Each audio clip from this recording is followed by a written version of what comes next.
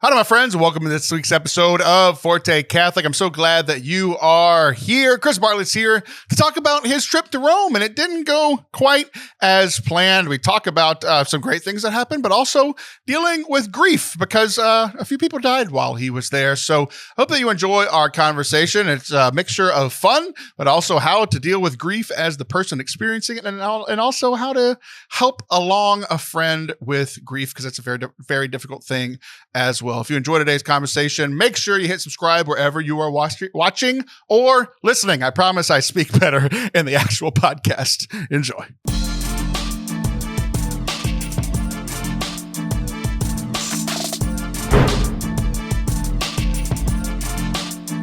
Hello there, and welcome to Forte Catholic. I'm Taylor Schroll, and that is Christopher Beatrice Bartlett. Hello, Christopher Beatrice Bartlett. CBB, baby. CBB every day. How you doing? I am doing great. You know what episode number this is, yeah? No idea. Surprise me. 420. No way. Yeah, so we're going to talk about a lot of things in your life that maybe you needed a little bit of relaxing agent for. You didn't use it, but maybe you could have. Maybe. That's how we're hopping into this. The last time you were on, I've never been more happy for you. I've never been more happy for you in my life than, about a month ago you came on. We talked about your trip to Rome, how you were going there with your daughter, and it was this huge, thing that you've been looking forward to for forever. I felt so fulfilled for you as a father, as a Catholic. You were going to Rome and you were going to go see the beatification of Carlo Acutis. Canonization. What did I say? Beatification. Oh, I still had Beatrice in my head. Sorry. You were going to go see all that. And then I was so happy for you. You got on a plane like 2 days after we recorded that. And then your whole life fell apart. And I've never been more sad for you. That all happened within about 3 days. There were some unexpected graces, so just spoiler alerts. But yeah, it definitely felt like the bottom. Spoiler alert! It ended out okay. That's the spoiler. It ended out to be the okayest month that I've had. So yeah, we went to Rome for the canonization of Blessed Carlo Acutis. We went a couple of days early, like 10 days early, because they got a few days off of school for Easter. And so this is just me and my 17-year-old. So we've got all these kids. We got 6 kids, and they've all got, Catholic names. And so we want for each of our kids to take them somewhere significant to their saint's namesake between their senior year of high school and their senior year of college. Well, my daughter approached me and says, "Hey, Dad, can we go, just a semester early in my junior year so that we can make it to Blessed Carlo's canonization?" If you don't know much about Blessed Carlo, there's now a movie on him. He's excellent, but he's a saint for the youth and a saint after the Eucharist, and it really connects with my daughter, Philomena. So it's my 17-year-old and I head to Rome. We got it all squared away, and we're fired up. We head out there on Holy Week, Tuesday of Holy Week. Long flight. The first flight bumpy down into Washington, D.C., so much so that my daughter's like vomiting. Like literally, I'm like, this is how it's going to start. But really what it was foreshadowing, Taylor. Foreshadowing is all that flight was. It's also everyone's experience of going to Washington, D.C. That's fair. That's fair. And then we flew out, and it was great. The first day there was, I would argue, as close to the perfect day that you could have. We got there. We were going to go to the catacombs of Priscilla, which is where the bones of Saint Philomena were discovered. And that got bumped back by 2 hours. And so we're like, well, we've got a little bit of time. We walked into the Vatican, went to St. Peter's Basilica, and we had an app that said we were pilgrims, which acted like a fast pass. So there's a big long line to get through the holy doors. You would just hold up your phone and it said pilgrim, and they're like, yeah, come on. It was an app. I don't know. I just did some research, and they're like, do this app and you can register for your times. And so we just hold up the app. It wasn't even our registered time, but they didn't care. They're like, oh yeah, come with us. So they give us like the red carpet treatment. We're at the holy door in less than 2 minutes, because that's how long it took to walk from the security people that were kind of cutting people one way or the other. So, it was great. They were doing what to the other people? Cutting people one way or the other. Yeah. And separating the sheep from the goats, the people with the fast pass versus all those other people. I gotcha. You made it sound much more violent than it actually was. Yeah. I was like, Old Testament or New Testament splitting? Because Old Testament, they were cutting people in half. New Testament, sheep and goats. It's fine. You got it. Yeah. So in the Jubilee of Hope, like that's one of the big things is to go through a holy door, right? And so I've got one 8 minutes from my house. You didn't have to go to Rome. Well, so technically, if we want to get into it, you don't have a holy door at 8 minutes from your house. You have a designated pilgrim site. So this year in this Jubilee, they didn't allow other holy doors to exist, only the 4 in the major basilicas in Rome. That's not what everyone around here says. I know, me neither. In fact, I was posting, I was like, go check out a holy door in your area. And then someone corrected me the other day, and I was like, oh, and I did some research, and I was like, why? And so I don't know the answer, but they absolutely have the right as a bishop to designate holy sites. And I would make the argument that some bishops have designated entrances to those holy sites as the holy site of pilgrimage, which sounds a lot like, smells a lot like, functions a lot like a holy door. So you're telling me that there's a site and there's a door, and if I walk through it, I will grow in holiness, but it's not a holy door. That is, I believe that is my understanding. We got to get Father Anthony on here so he can. No, we don't. Catholicism is just the dumbest sometimes. Just so dumb. And like, we don't even have a bishop right now. Is that the reason we don't have holy doors? We didn't have a pope for a while, and we still don't have a bishop. So we can do whatever we want, I think. 420, everybody. We can do whatever we want. Because it's crazy, because there was this moment of people like, oh, it's only going to take us a couple months to get a bishop. And I'm like, last time I was a part of the bishop transition, it took about 10 months. And had the Pope was alive the whole time. The whole time, right? Meanwhile, in our area, there's not another 6 bishops that are needed in all these other places, plus people putting in their retirement and stuff like that. So the bishop shuffle is going to be crazy over the next 2 years. I've done that dance before. It goes crazy at VBS. To the left 2 times. To the right 1 time. Yeah, okay. Anyways, so we get through 2 popes. 2 popes. That was 10 years ago. Everybody genuflect. Okay, let's move on.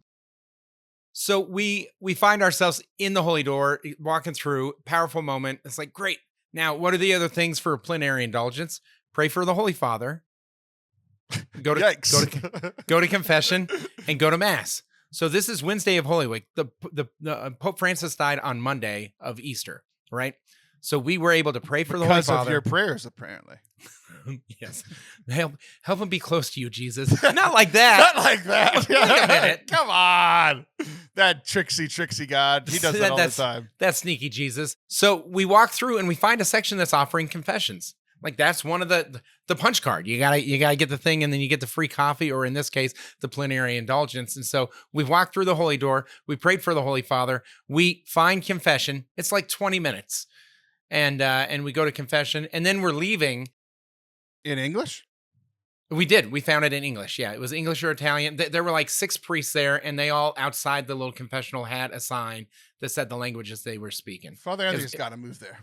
English and Italian. I mean, what more can he ask for? Come on. What more can he ask for? Absolutely. And as we're leaving, there's a crowd of people over by this door, but not a holy door.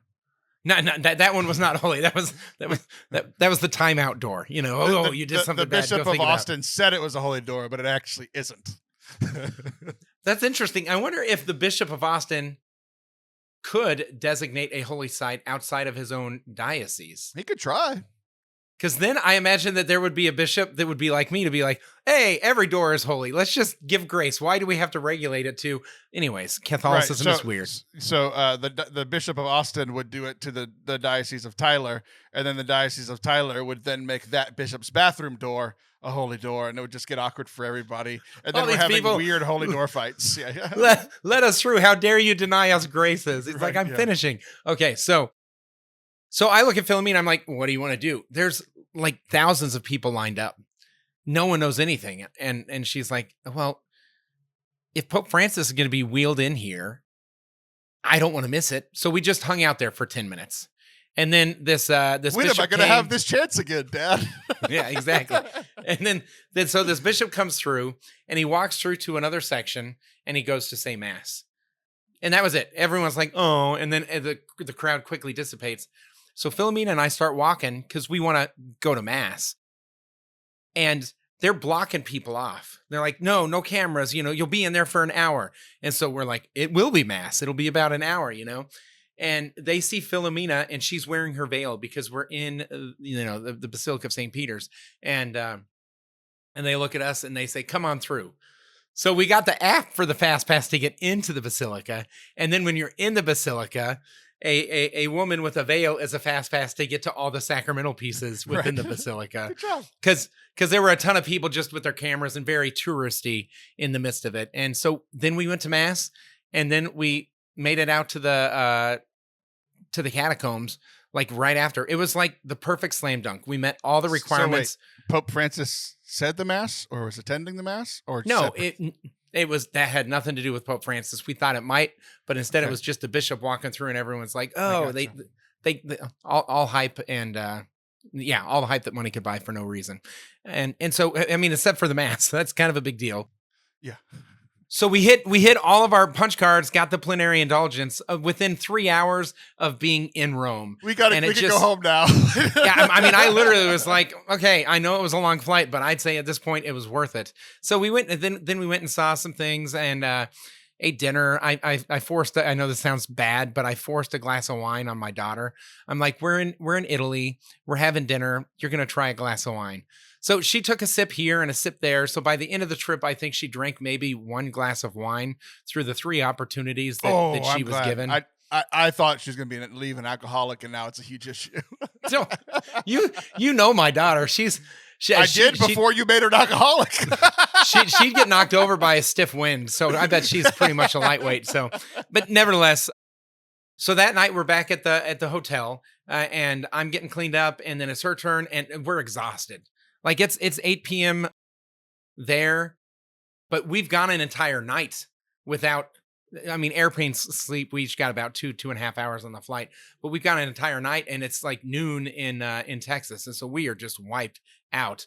And I go get cleaned up and then we trade and she goes and gets cleaned up. While she's in the shower, the whole world changes for us, right? So I look down at my phone and my brother texts me, hey, Mom just said she's not sure if Dad's okay. I'm on my way there now. I call my brother. I'm like, what's going on? She thinks he might be dead. So then I call my mom and my mom's like, yeah, your dad passed away. And that was rough, And so I immediately shift into logistical mode. This is what we need to do. How can I help? So I didn't really process it just yet. And then Philomena gets out and I'm talking to another family member.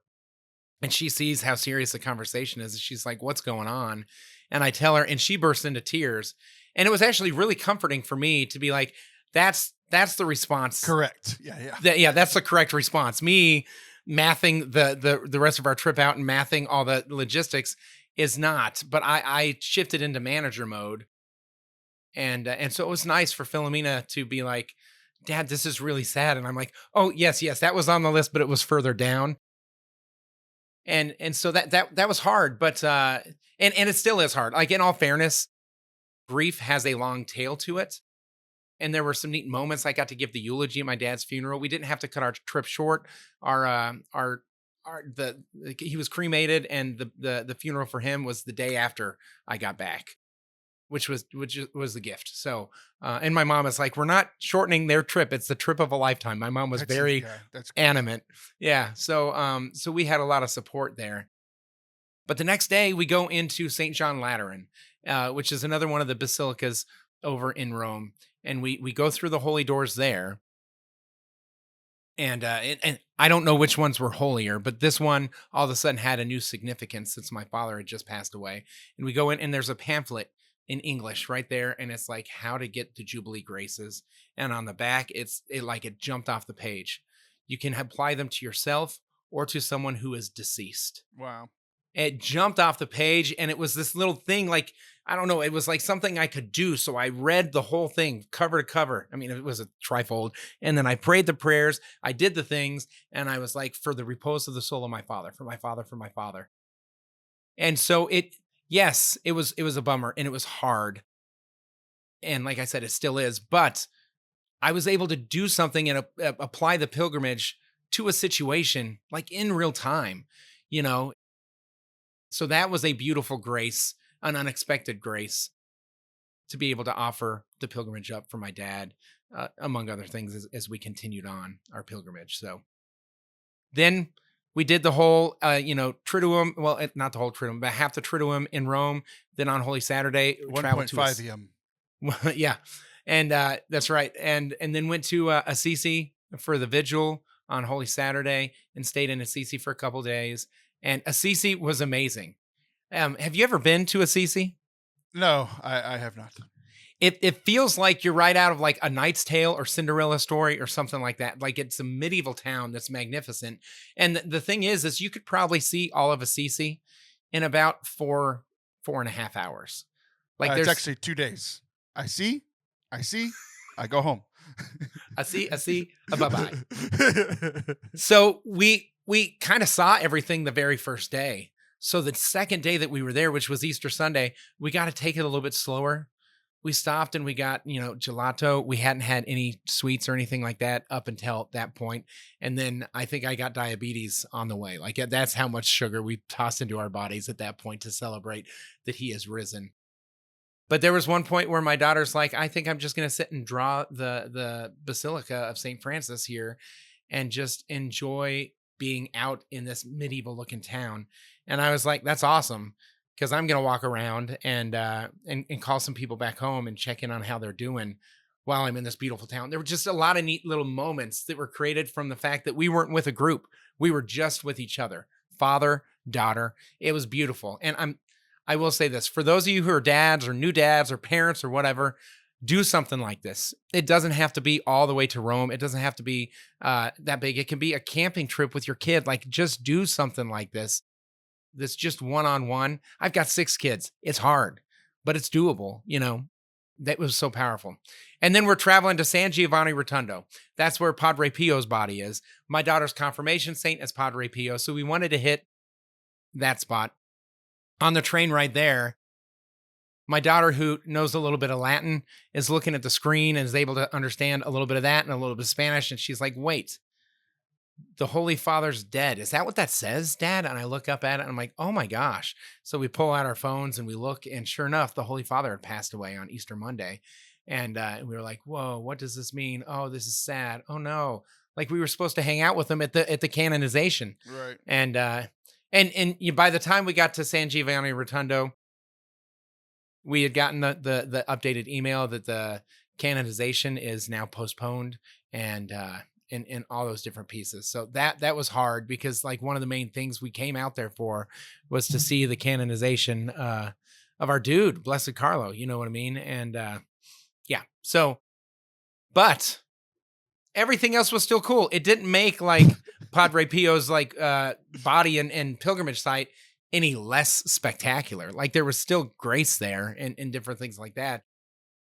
And one of my things for the trip is I wanted her to see big church, right? That it's like, it's bigger than just our parish. It's bigger. They do have big church there.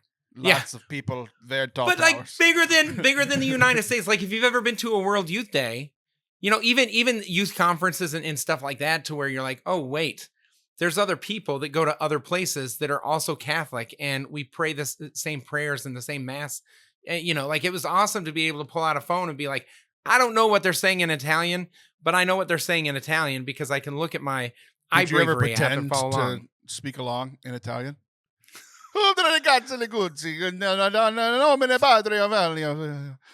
It was a disaster. So like the Pope's funeral was in Latin, and they gave us a little pamphlet to follow along. The Easter Vigil Mass, they gave us a pamphlet to follow along. And so I'm trying to follow along.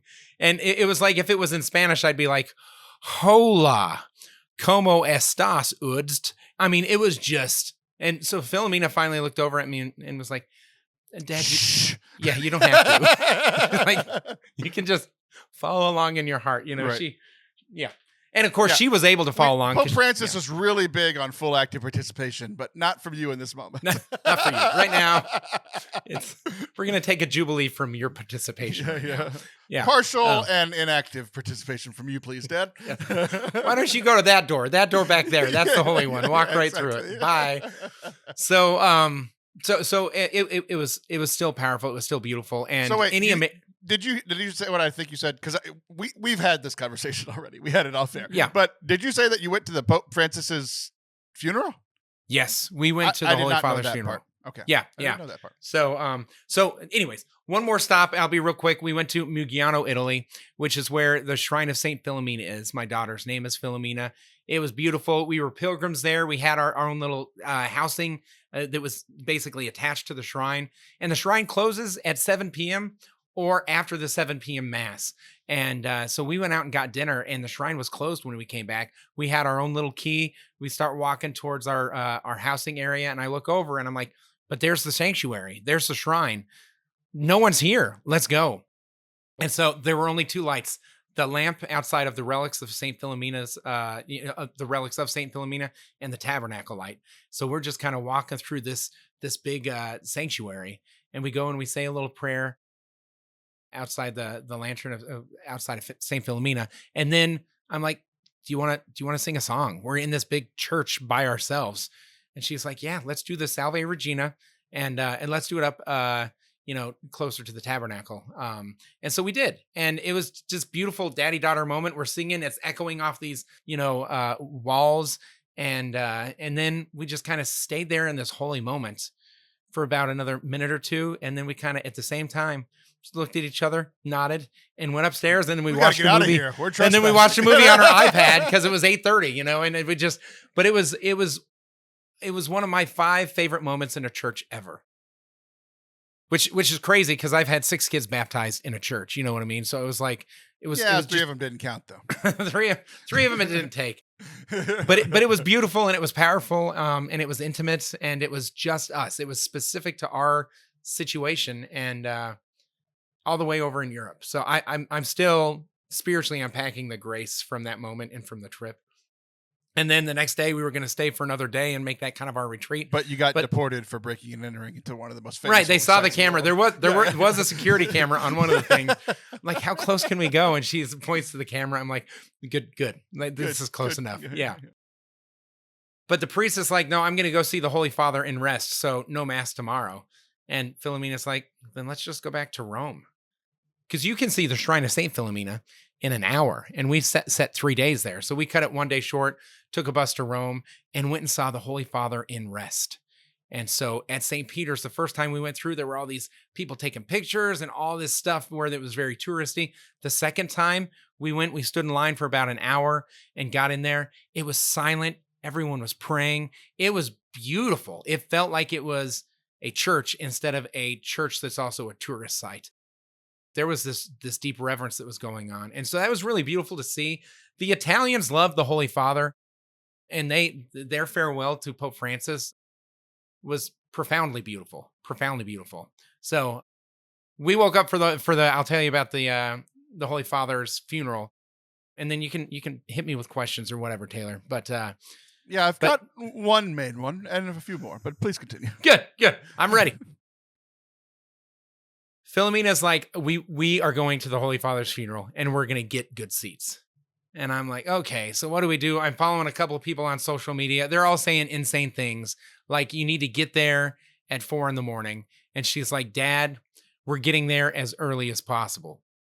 As early as possible from where our hotel was either we wake up at 2 a.m. and we just start walking, which is about a 45-minute walk, or we walk for 8 minutes and get on the earliest bus, and the bus leaves at like 3:35, and that'd take us there. And she's like, let's do that. And so we got on the bus. We woke up at 3 a.m., got on the bus, got there. We took one stop early because we wanted to not come in the side entrance because we heard rumors that might be reserved for bishops and priests.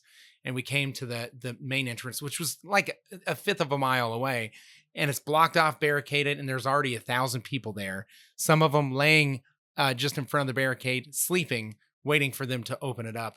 And then it was just chaos. We were standing there. People started squishing in. Finally, they started letting people through. We were so excited at 6 a.m. to be let through for a 10 a.m. funeral. They were like running, but it's not like we got to get better seats, or whatever. It was just like, we're here. This is happening. We were just excited. There's never been more excitement and hustle at a funeral, ever. That's not a thing associated with funerals, Chris. You're an insane person. And my daughter, and I'm so glad she did, because this was arguably the high point of the trip. It's where we got to see the church. I imagine her in St. Peter's, and it's incredibly silent because it's this solemn moment. And I'm just picturing her voice, just echoing throughout. This is the best day of my life. Yeah, well, everyone else is bringing hankies to dry their tears. Exactly. But it was in the square. It wasn't inside. It was in the square outside. But there was seating for dignitaries up on the raised area, cardinals on the raised area, and bishops, and then priests, the whole section to the left, all the seating on the section to the left. So now that leaves the right-hand section. And the first 5 rows of that was reserved for employees of the Vatican.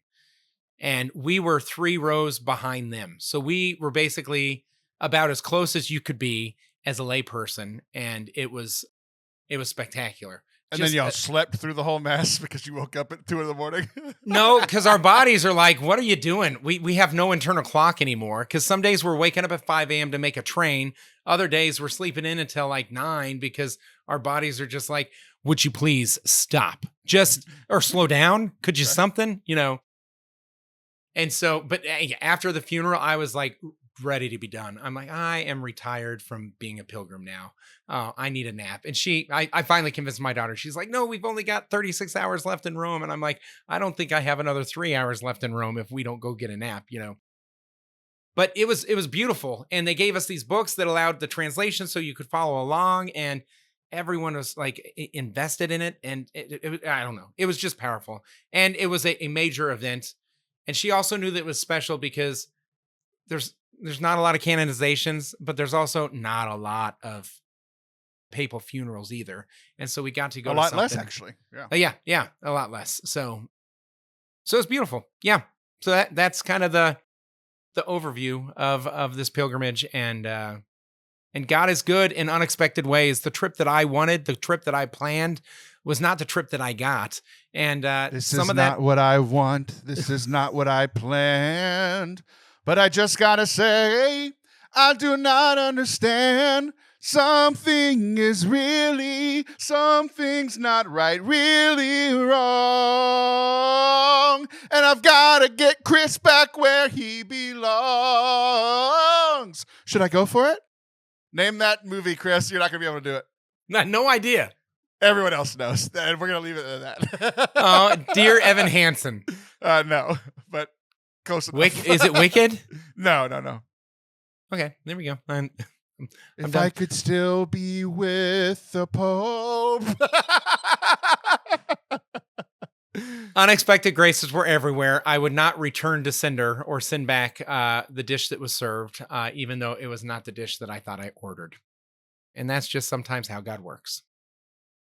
Here's my main question. My question's a statement.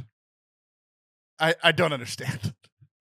I don't understand how this trip that you've been looking forward to for forever, and you had so much happiness going in, and you get there and literally everything about the trip went wrong. Like your dad died right when you got to halfway across the world. Yeah. That right there should have ruined it immediately. I saw the Facebook post about it, and I go in my head, expletive. This just ruined Chris's thing. I've known you for 10 years, and I've never seen you happier than when you were talking about this trip. And I thought it was over. I just thought it was over immediately because you're like, you are a type A person. I just assumed you'd be on the first flight back and your family would need you and you'd have to be the one doing funeral arrangements and all this kind of stuff. Sure. And so I left you alone. And there's this weird thing about grief. We'll talk about me in a little bit and my experience of your life, because that is not important at all. But I don't understand. I'm trying to put myself in the position you were in. And I couldn't have done it. I couldn't have done it. I couldn't have been. I couldn't have enjoyed the trip. I couldn't have been. Definitely couldn't have been talking to God and praying in these places. I could not have been having these spiritual moments after my dad just died. And the other, it's like, oh, well, my dad just died. Even if I could get through that, at least I still have the canonization of Carlo Acutis. And then your other dad dies 4 days later, and that cancels the entire reason you were at the trip. Yeah. And I just couldn't do it. And you're like, yeah, it's the greatest trip. It's the trip of a lifetime. I don't understand. That's my question. So that scene from The Office that they've turned into a meme, where Michael Scott finds out that Toby is actually back in the office. He just started working back in the office again after his trip or whatever. Yeah. And Michael Scott's like, no, God, no. Oh, no. Like, right. Interiorly, that happened multiple times. But I can't despair in front of my daughter. Like, she kept me accountable to be a better person, a better man in regards to it, or at least to mask it a bit. And I think there was a little bit of both, There were some moments where those worlds collided. So we're in one of the basilicas and I'm like writing the eulogy. She didn't know this. I'm just in my journal writing the eulogy and I'm crying. And she elbows me and says, Dad, look at that. And she's pointing to some sacred art that's on the ceiling because they paint the ceilings like crazy over there. And I look over at her and she goes, oh, I'm so sorry. Don't look at the ceiling. Like she could tell that I was in a different moment than she was. And that's okay. But we talked about it. She's like, this is the worst time that Grandpa could have died. And I said, no, 2 days before we left would have been the worst time. At least we're over here right now, and my family was like, yeah, since you're already over there, we're going to honor that until you can make it back. And that was beautiful. But Taylor, it was really hard. And there was a lot of disappointment. And me, like it was so expensive to do this trip. You know what I mean? So I'm like, even if it doesn't taste good, we're going to finish the meal that we ordered because we sacrificed greatly to be here. Not leaving a tip though. Yeah, we're probably. It was a 4-star, 3-star, whatever. So that was difficult. But God allows you to bring your stuff with you. And so I brought the junk to the trip to where I was going. And like, maybe that's the thing is I guess I just don't. I don't know how you deal with anything then. If you can't. I don't either. Yeah. I get a lot more angry than you did apparently. In the early 2000s on retreats, there was like this canned speech that everyone give. And it's like, I know you got stuff going on at home, or I know that they're stressed. You just need to leave it behind so that you can be present to what God has for you. And I don't like that speech. I think the better speech is like, all that mess at home, God wants you to bring it to him. Bring your baggage, bring your junk and bring it before him. Because he wants to work in that. He wants you to be known in that. He wants to bring healing to that. And I think that there was some healing that occurred while we were there. It wasn't without hardship. You're not wrong there.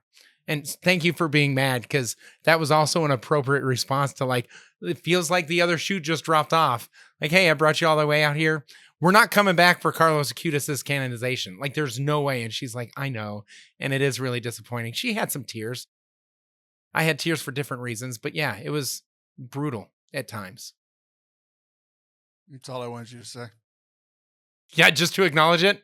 Yeah, because I didn't understand. Like, just for my sake, not even for yours. Like, I just couldn't understand, because like how most of my life is like, so I let things snowball, right? Where I'm gonna choose to be the better man. I'm gonna choose to be the man that I know that I'm supposed to be, even when I don't feel it or want to, right? Yeah. Until like the fifth thing happens, and then I'm just like, I go absolutely insane. So I feel like trying to put myself in your shoes, like Dad dying right after you get there. I think I would have had to go home, just acknowledging who I am as a person, right?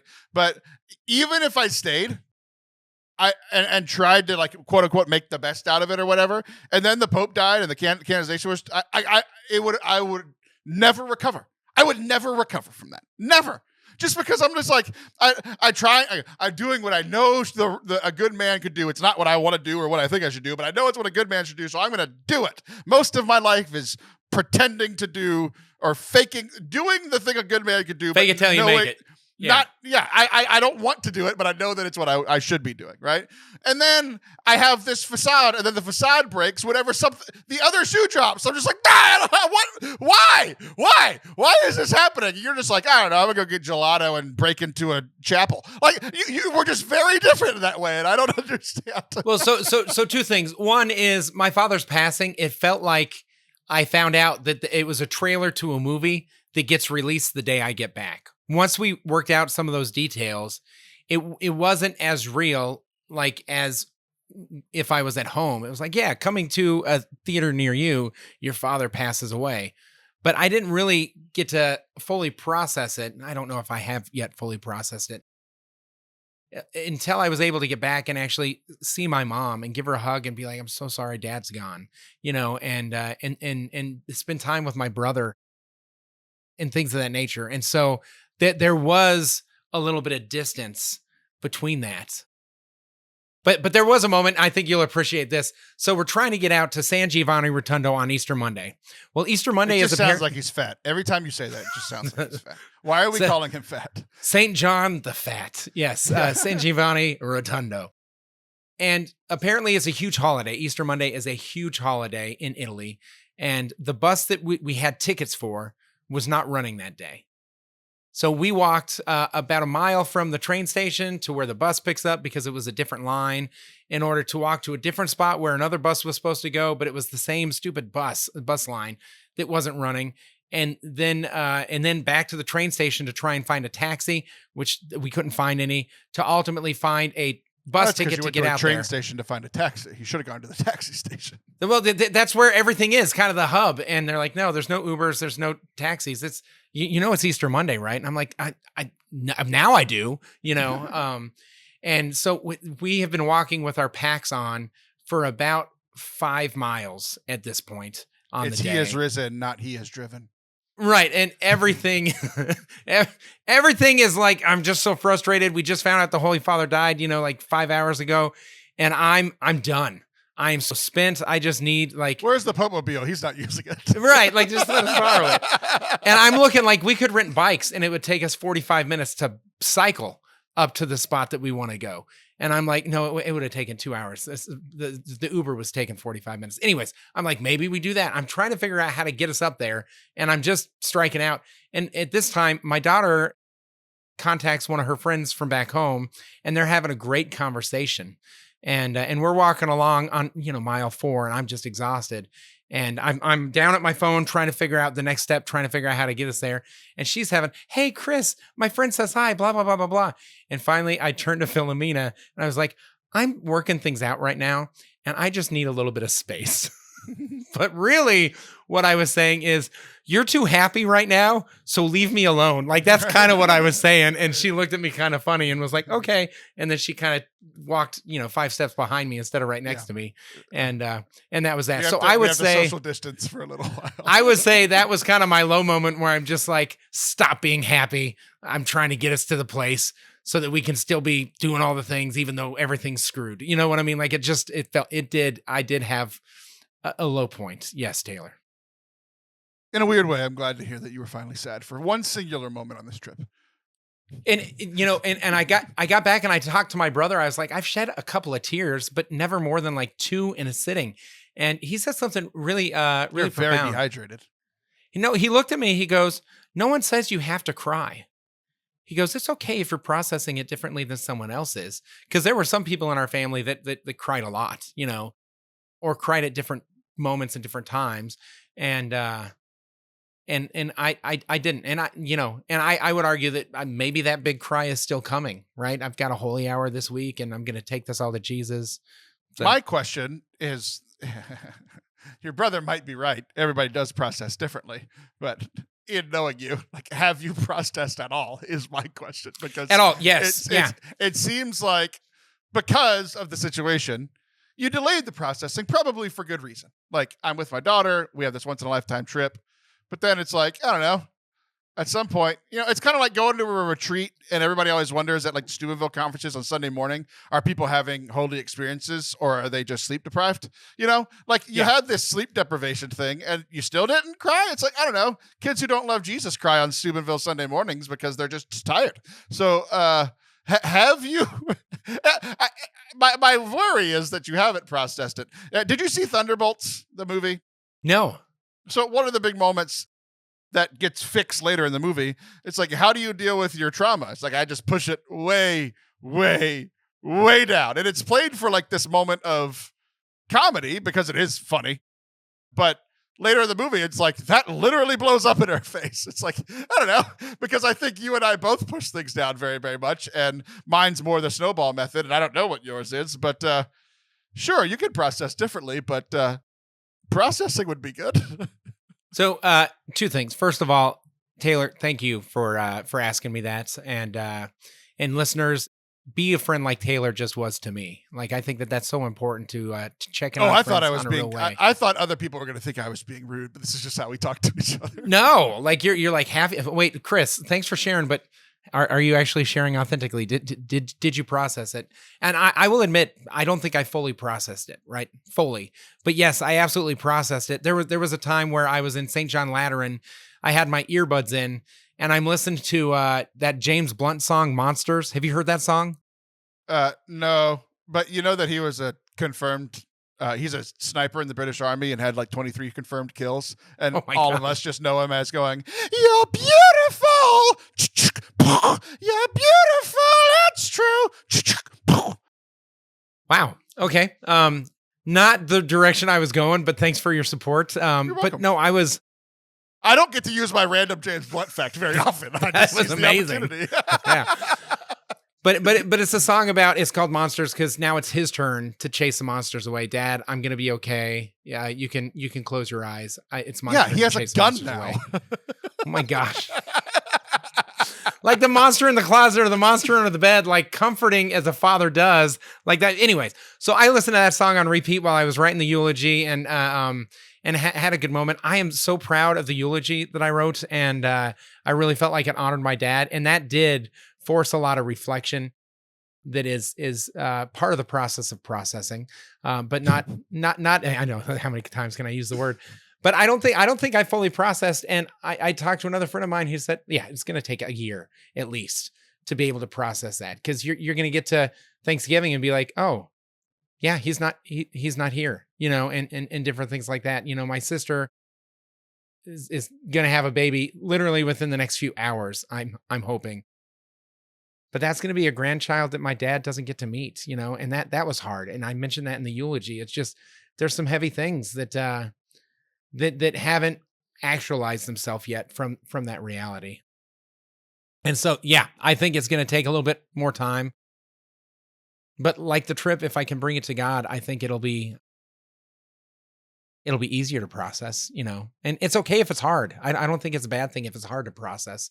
But no, to answer your question in a succinct way, I don't think I fully processed it yet. Well, fully, that's fine. I'm happier now knowing with where you are after just answering the question. Because yeah, fully processing, you're never going to fully process losing a parent or child or spouse or whatever. You're never going to fully process that, right? But getting the party started, so to speak, is important, and it does sound like you did that, but through the power of James Blunt, apparently. Yes, through the powerful James Blunt, apparently. Yeah. Would you say he blew your mind? No, I would not say that. He softened my heart. Oh, ouch! Permanently. Yeah, exactly. Well, I'm sorry, buddy. I was. Yeah, I'm sorry. I think apparently I was more sad for you than you were sad for yourself, because I've been very sad for you for weeks. Yeah, I don't think that's true. But when we talked, and kind of unpacked some of this, it was actually really neat to hear that there was someone that was pulling their hair out like son of a gun, like, oh dang it, like just kind of. Well, just kind of doing that Michael Scott meme a little bit, like no, oh no, because other people are like, I'm praying for you, and you were kind of like, I'm pissed off for you, and I'm like, that's it, that's my Taylor. Yeah. There you go, buddy. Okay, it's now that you've transitioned to me, let's transition to me for a moment, because you are a better man than me. You've already proven that. You're also a better man than me because here was my experience with your experience. We had this, we've already talked about these first two parts, right? Where we had this conversation, and genuinely, I left our conversation of the last podcast we did. I was just grinning from ear to ear for hours after, because I was just so happy for you, right? And you and I share about our lives pretty openly with each other. And it's like, I just knew you needed a win and you were going to get the win. And so I was so happy for you. And then you got the loss. And I think it brought back a lot of like times where I needed a win and I had a win planned and then it didn't happen. Sure. So I got mad and sad for you, but then it also brought back a lot of mine. And some of the most recent ones of mine was probably like the worst time of my life was 5 years ago when everything fell apart, right? And it brought me back to that point where I didn't know what to do as your friend because all I was angry. And I think now it's, we're both in a spot, a month later that it's like, okay, I don't feel bad about sharing my anger with you, but I'm just like calling you when I'm in that position felt unfair to you. Like I'm just mad and angry for you and kind of upset at God. And it's bringing back all this kind of stuff. So it's like, I don't think I would have been helpful at all if I would have called or whatever. Right. Sure. But then I had this other thing. There's all these things playing and then I'll let you respond. Right. All these things playing. One, just the practicality of you being in another country. It's like, I don't know, man. I could figure out the time zone and text or call you. But also like, I thought you were coming home immediately. And I was like, I'll just call him when he gets home. And then I noticed on Facebook that you didn't come home. And then you were having this beautiful trip with your daughter that I didn't understand how you were still having a good time. But you look like you were having a good time. So I was like, I'm not going to call him because he seems like he's having a good time. I'll call him when he gets back. And then you get back and then immediately it's the funeral. And then you're traveling. And then once I realized that you were like home and back to your normal life, that's when I was like, okay, I'm going to call Chris. And we had a great conversation and stuff. But that was like 2.5 weeks later after you lost your dad. Yeah. And so like, I feel like a jerk because I didn't call that long, but all that's playing. And then there's this other thing playing. And I've done this a lot in the last few years with people where people are grieving and I reach out very late because everybody else texts immediately. And it's this, I think it's a twisting of a good lesson that I learned. There's actually a lesson that I learned from Matt Riggets. I'm sure you know Matt. Yeah. He was talking about like what to say and not to say in grief. He's had a lot of grief in his life. He's been in pastoral ministry for a long time. So he knows from personal experience of things that people have said to him during grieving times that he's like, that just sucks and isn't even Christian, right? So like essentially what I took away from that was two things. One, just don't try to explain it. Don't try to say this is God's plan. Just say that really sucks. I'm sorry, buddy. And give him a hug. And it's like, well, I could have said that sucks, but I couldn't give you a hug because you were too fat from all the gelato, but also you were halfway across the world from Italy, right? Yes. But then the other thing that he said that I think is good advice, but I think I've gone too far. And it's everybody reaches out initially. Everybody comes to the funeral. Nobody calls and texts 3 weeks later, 6 weeks later, 12 weeks later, 6 months later, a year later, right? And so I like being that person. I like being the person that continues to follow up, or I like being the person that follows up late. But I don't think, I think I've taken it too far. I think that I should have called or texted you earlier. All that being said, I feel like I was a bad friend to you, and I'm sorry. Well, I appreciate it. Two things. If you would have texted and you would have been like, oh, I'm so sorry to hear about it, that wouldn't have been, I'm like, Taylor, you're being too kind. If you would have just texted, oof, OOF, I would have been like, yep. And that would have been all I needed to say, you know what I mean, in our interaction. But when you reach out to me, like, Taylor, you and I, there's probably 4 guys that I can share at the depth that you and I have shared, you know what I mean? And a lot of it is because we're on retreats together, doing things together in a ministry setting, to where we're already kind of bearing our souls a little bit. And so there's the vulnerability that exists that we carry into our relationship, or maybe that's why we're able to be so vulnerable during ministry settings, is because we've built comfort with one another to be like, I got your back, and different things like that. But there's not a lot of people that I have that I can talk to the depth that we talk. And so again, listeners, find a friend like Taylor, but don't take my friend Taylor from me. No one is clamoring for that title. My inbox is empty. Don't worry. But the other thing is, yeah, it was fascinating because I made time for you. Like you and I, because we almost drained our phones because we were doing FaceTime, and I was ready to talk in a way that I wasn't ready to talk 2 weeks earlier. Right. And that was super helpful. And you were great at listening and asking follow-up questions. What? And Yeah, exactly. And it was just, anyways, it was a gift. So I don't feel slighted by you or anything like that. There are some people that are like, I'm sorry for the loss of your father. And I'm like, I'm just here to watch my kids get the end of the year ceremony award. So thank you. Or I'm on my way trying to get my kids in the car and they're like, oh, sorry for the loss of your father. And I'm like, how much time do I give them? Because I still need to go to the next thing. So it is, I don't know how to deal with it. This is all new to me. So I don't think there's some sort of a standard that I'm measuring people against either. In any efforts and any outreach that the people have said, I've received with gratitude and assume the best intentions. It's very kind of you. I think it's this weird thing because I think it's part of my pride, that I used to struggle with like insanely, and probably is it's making a good comeback. It's really trying and succeeding quite a bit. But I think a lot of it is like, I don't know. I don't know how much of my decision to be late was me being lazy or me being pastoral or me not knowing what to say or knowing that the timing wasn't good. Like there's probably good and bad reasons that all led up to the same conclusion, right? But I think it's the pride thing of, I don't know. I think I'm battling my pride by saying like, oh, I don't need to be the first person that Chris hears from, because that would be prideful for me to be, try to be the first person to have this big, deep conversation with you one day while you're trying to go to St. John the Fat or whatever his name was, right? But also it's like a pride thing of like, once it's been a week and a half, I'm like, oh, I wonder if he's only thinking about how I haven't texted him. And then it's this awkward thing of like, well, now I don't want to text or call him because I haven't texted or called him. And it's like, neither of those pride things were true. You were like, I didn't even notice, so I don't know. It's grief. None of us know how to deal with it. I try to not do the bad things that I know that people do that annoy people when they're in grief, but I don't know. It was just kind of an eye-opening thing to be like, the correct thing that I should have done was probably somewhere in the middle. And maybe if you wanted to say if the perfect response, but I think you did the correct thing, right? So you're up at bat, swing. That's all. And I learned that years ago from some friends who lost someone, and they're like, dude, it's been 2 months and you haven't even mentioned it. And I was like, I don't know what to say.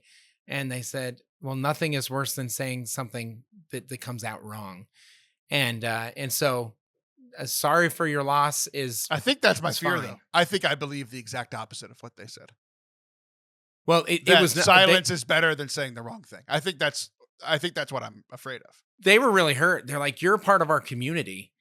You're part of our tribe. And this is why we have community. We don't have community when we're winning. We have community when we're hurting, right? Like my wife just had back surgery. People are bringing us meals.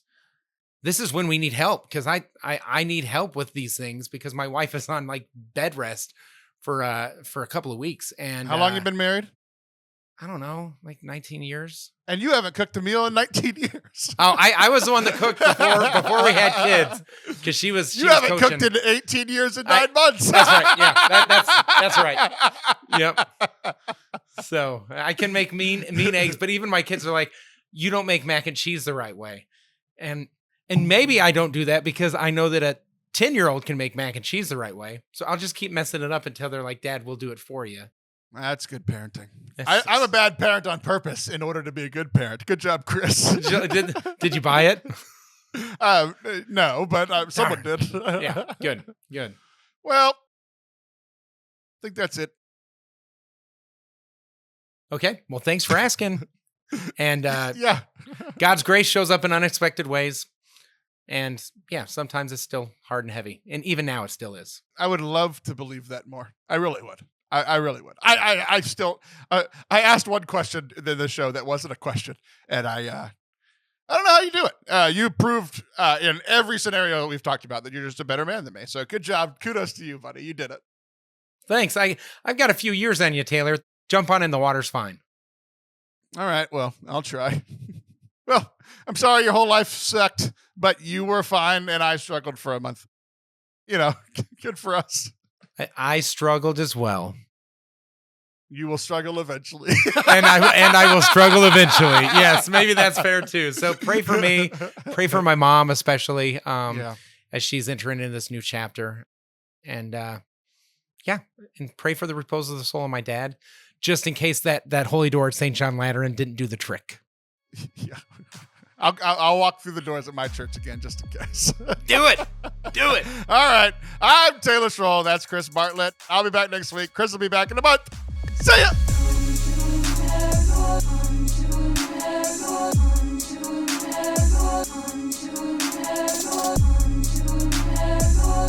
Thank you for watching and listening today. I hope that you enjoyed this conversation with Chris. Make sure you hit subscribe on your podcast app and your YouTube channel. If you're on the podcast app, please go leave a review. We haven't gotten a new one in quite some time. We would really appreciate that extra 15 to 20 seconds here as you listen to me ramble on at the end of the episode. You could have been done by now. If you could have just pulled it up, leave 5 stars, write a couple sentences, and hit send. It'd be great. If you're on YouTube, leave a comment. Let us know what your favorite part of the conversation is and maybe what you want to see from us in the future. Love you. Bye.